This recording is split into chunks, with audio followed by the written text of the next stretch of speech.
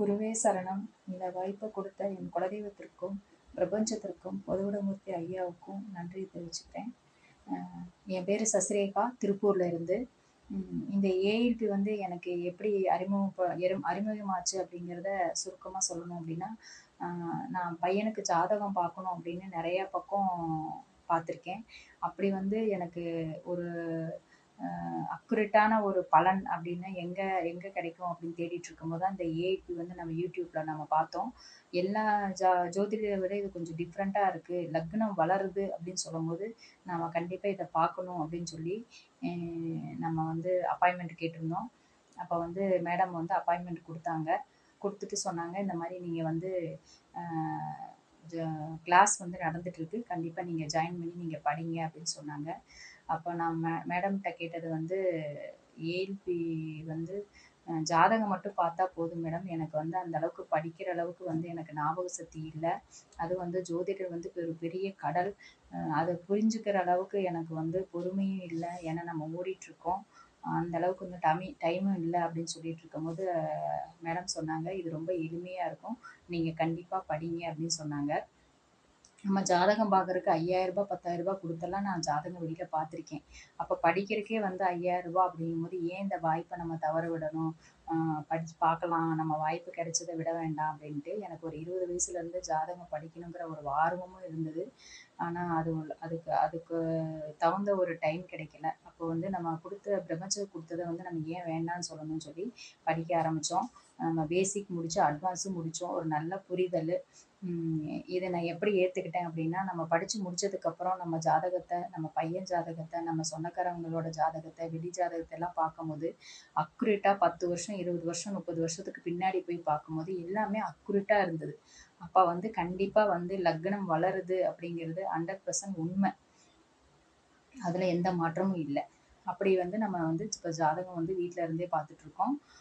இப்போ இந்த வாஸ்து கிளாஸை பற்றி சொல்லணும் அப்படின்னு சொன்னால், நம்ம வீடு கட்டணும் அப்படிங்கிறது எல்லாத்துக்குமே ரொம்ப பெரிய ஆசை. அந்த மாதிரி நானும் வந்து ஒரு ரொம்ப கஷ்டப்பட்டு சிறுக சிறுக சேர்த்து வச்சு என் வாழ்க்கையில் நானும் ஒரு வீடு கட்டினேன்.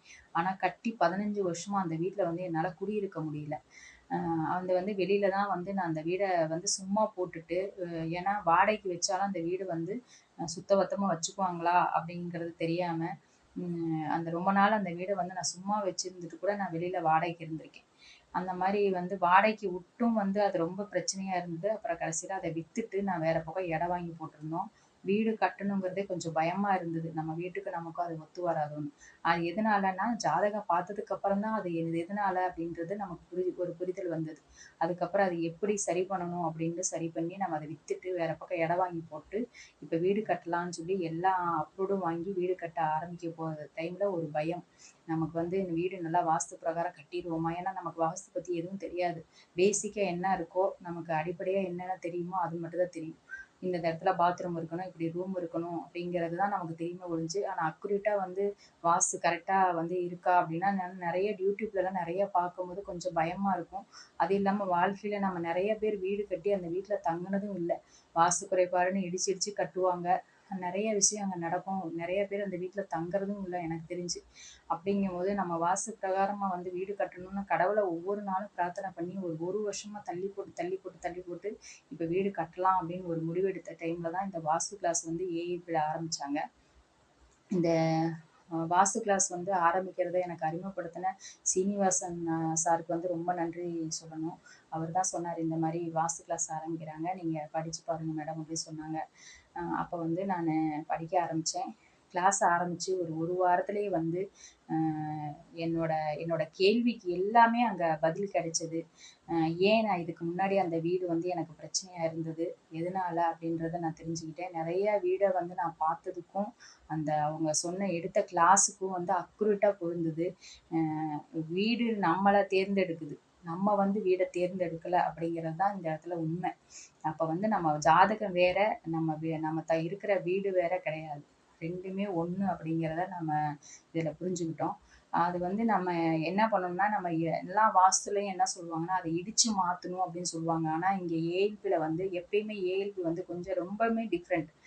ஐயா என்ன சொல்கிறாங்கன்னா, அதை இடிக்கவே வேண்டியதில்லை, அத வந்து ரொம்ப எளிமையா அத சரி பண்ணலாம் அப்படின்னு சொல்றாங்க. அது வந்து சும்மா வார்த்தையால சொல்லல. ஏஎல்பி வந்து எப்படி அட்சய லக்னம் வளரும் அப்படிங்கிறத ப்ரூவ் பண்ணாங்களோ, அதே மாரி இந்த வாஸ்துலயும் வந்து அது வந்து உண்மை அப்படிங்கிறத ஒவ்வொரு கிரகங்களையும் வச்சு, நம்ம ஜாதகத்திலயும் வச்சு, நம்ம இருந்த இடத்துல இருந்தே நம்ம அந்த ஜாதகத்துல பார்த்தே, நம்ம வாஸ்து உங்க வீட்ல என்ன வாஸ்து பிரச்சனை இருக்கு, ஆ அப்படிங்கிறதே நம்ம சொல்ற அளவுக்கு வந்து அக்யூரேட்டா வந்து ஐயா எடுத்திருக்காங்க. அதுவும் இல்லாம சத்யநாராயண ஐயா வந்து வந்து பார்த்தீங்கன்னா, ரொம்ப தெளிவா, பொறுமையா ஒவ்வொரு கேள்விக்கும் ரொம்ப தெளிவா வந்து கிளாஸ் எடுத்தாங்க. முதல்ல அவருக்கு ரொம்ப நன்றி தெரிவிச்சுக்கணும். எத்தன கேள்வி கேட்டாலும் ரொம்ப பொறுமையா ஐயா பதில் குடுப்பாங்க. அவர் ரொம்ப கிளாஸ் வந்து ரொம்ப ரொம்ப அருமையா எடுத்திருக்காங்க. அவருக்கு தான் அந்த கிளாஸ் பொருந்தும்னு தான் நான் சொல்லணும். அந்த அளவுக்கு வந்து ரொம்ப அழகா எடுத்துட்டு இருக்காங்க. ஐயா வந்து எப்படின்னா, என்ன சொல்றாங்க அப்படின்னா, நம்ம வந்து ஒவ்வொரு பொருளையும் எந்தெந்த இடத்துல வைக்கணும், எந்தெந்த இடத்துல வைக்கக்கூடாது. அ ஃபோட்டோ வந்து எந்த இடத்துல வைக்கணும், என்னென்ன ஃபோட்டோ வைக்கணும், நமக்கு வந்து பண பிரச்சனைன்னா அந்த இடத்துல வந்து எந்த இடத்துல ஃபோட்டோ வைக்கணும், எந்த இடத்துல உண்டியல் வைக்கணும், பீரோ எந்த இடத்துல வைக்கணும், ஒவ்வொரு விஷயத்தையும் அப்படியே அக்யூரேட்டா அத ப்ரூவ் பண்றாங்க. கிரகங்களையும் அதையும் சேர்த்து வச்சு சொல்லும்போது, அது கண்டிப்பா உண்மை. அதுதான். அத வந்து கண்டிப்பா வந்து இந்த இடத்துல வந்து நான் உணர முடியுது. என்னோட கேள்விக்கு எல்லாமே இந்த இடத்துல பதில் இருக்கு. இதுக்கு முன்னாடி நான் ஜாதகத்த பார்த்தத விட, இப்ப 100% வந்து தெளிவா வந்து என்னால பார்க்க முடியுது. உட்கார்ந்த இடத்துல இருந்தே அவங்களோட பிரச்சனை என்ன அப்படிங்கிறத என்னால என்னால பார்க்க முடியுது. அந்த அளவுக்கு வந்து ஒரு நல்ல புரிதல். இந்த வாய்ப்ப வந்து இந்த வாஸ்து கிளாஸ் வந்து குடுத்த பொதுவுடைமூர்த்தி ஐயாவுக்கு வந்து ரொம்ப நன்றிய சொல்லணும். ஏன்னா வந்து மனித ரூபத்துல தான் கடவுள் வருவாங்க அப்படின்னு சொல்லுவாங்க. நமக்கு ஒரு உதவி பண்ணணும்னா, நம்ம மனி அ கடவுள் வந்து நேர்ல வரமாட்டாங்க. ஒரு மனித ரூபத்துல தான் வருவான்னு சொல்லுவாங்க. அந்த மாரி வந்து கிடைச்சவரு தான் மூர்த்தி ஐயா. அவருக்கு வந்து ரொம்ப நன்றி தெரிவிச்சுக்கிறேன். கண்டிப்பா வந்து இது ரொம்ப அற்புதமான ஒரு கிளாஸ், வாஸ்து கிளாஸ்.